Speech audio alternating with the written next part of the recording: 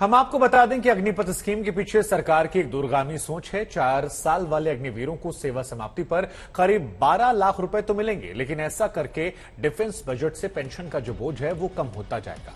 क्योंकि अग्निवीरों को पेंशन नहीं मिलने वाली है, कैसे क्या कुछ डिफेंस में बजट का हिसाब किताब है, हम आपको बिग वॉल ग्राफिक जरिए समझाते दिखाते हैं कि सरकार इस योजना को क्यों ला रही है। यह आपके लिए देखना समझना जरूरी है। तो देखिए, इस वक्त हम आपको बता दें कि भारत में डिफेंस का जो कुल बजट है उसका 80% हिस्सा जो है वो सैलरी और पेंशन में खर्च हो जाता है, और ये बहुत बड़ा है। अगर केवल बजट में पेंशन की हिस्सेदारी आप देखेंगे तो रक्षा बजट का 28% हिस्सा जो है वो केवल पेंशन की हिस्सेदारी में ही खत्म हो जाता है। सरकार इसी खर्च को कम करने की तैयारियां कर रही है। इसके पीछे कई देशों से मिली प्रेरणा भी हो सकती है।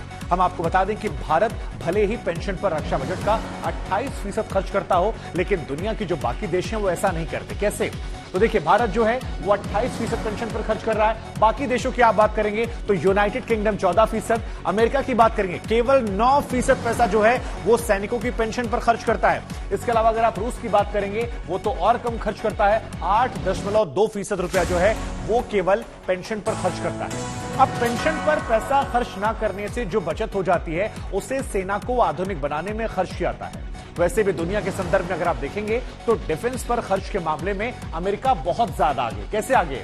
39% जो है वो अमेरिका खर्च करता है, और ये बहुत बड़ी बात है रिसर्च एंड डेवलपमेंट से लेकर रक्षा बजट में खर्च करना पर।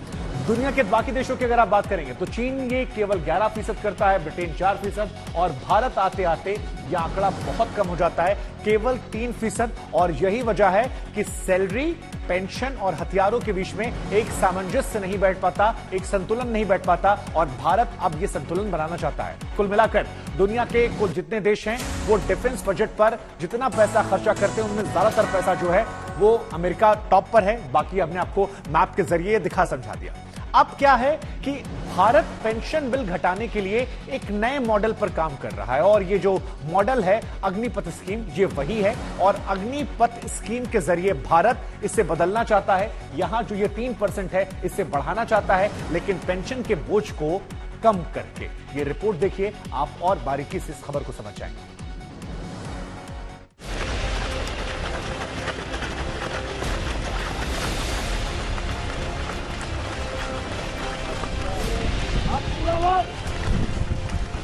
अग्निपथ ये जो योजना है उसके बारे में उन छात्रों को क्या कहना है जो पिछले 2 साल से प्रशिक्षण ले रहे हैं, ट्रेनिंग ले रहे हैं भारतीय फौज में, भारतीय सेना में भर्ती होने के लिए। यहाँ पर पुणे के पास जो लोहगांव इलाका है वहाँ पर ये ट्रेनिंग सेंटर है। यहाँ के जो इंचार्ज है दीपक शिर्के, जो कि पूर्व फौजी है, उनसे बात करते हैं। जी दीपक जी बताइए।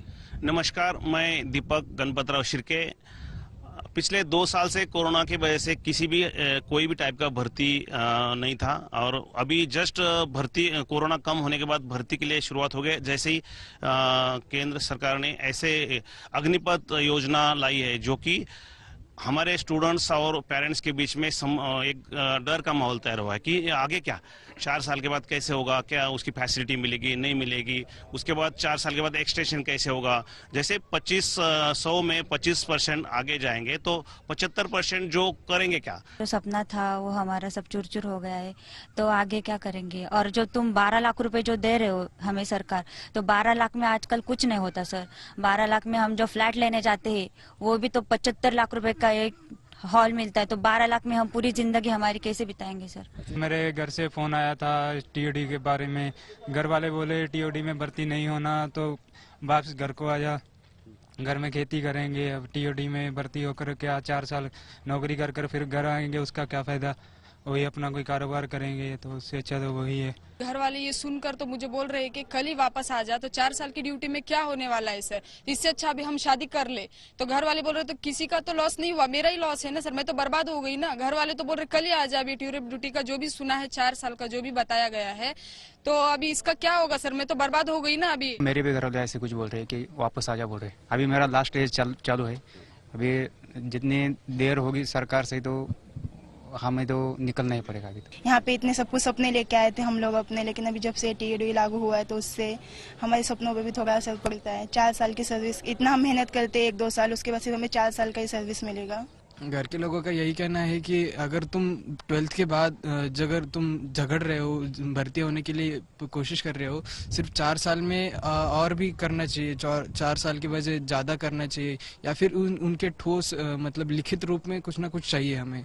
अग्निपथ द्वारा 4 साल के लिए बच्चों को भर्ती करेंगे और रिटायर करेंगे। अब रही बाहर नौकरी की बात साहब, मैं ढूंढ रहा हूँ नौकरी, 9 लाख फौजी हमारे, उनको नहीं मिल रहा है। अब ये 75% बाहर बच्चे आएंगे और गवर्नमेंट जॉब ढूंढेंगे, कहाँ से मिलेगा साहब इनको? जब हमें नहीं मिला तो इनको कहाँ से मिलेगा साहब? आर्मी की तैयारी के लिए हम सुबह 4 बजे उठते हैं, 4 बजे से 7-8 बजे तक रनिंग करते हैं। 4 साल के बाद बोल रहे हैं कि 12 लाख रुपए देंगे। 12 लाख में कुछ नहीं होता। पहले 9 लाख फौजी रिटायरमेंट है, उनका ही सरकार कुछ नहीं कर रही है। उसके बाद ये टूर ऑफ ड्यूटी का निकाला है, उनका क्या करेंगे? सरकार खाली बोल रही है कि हम उनको ड्यूटी लगाएंगे, अगर नहीं लगाया तो देखिए यहाँ पे जो छात्र है उनका कहना है कि संभ्रम है, जानकारी कम है, और अधिक जानकारी इस योजना के बारे में और लिखित आश्वासन कि 4 साल के बाद उन्हें क्या नौकरी मिलेगी इस बारे में भी उन्हें आश्वासन देना चाहिए। कैमरामैन गोपाल हरने के साथ पंकज खेलकर, पुणे, आज तक।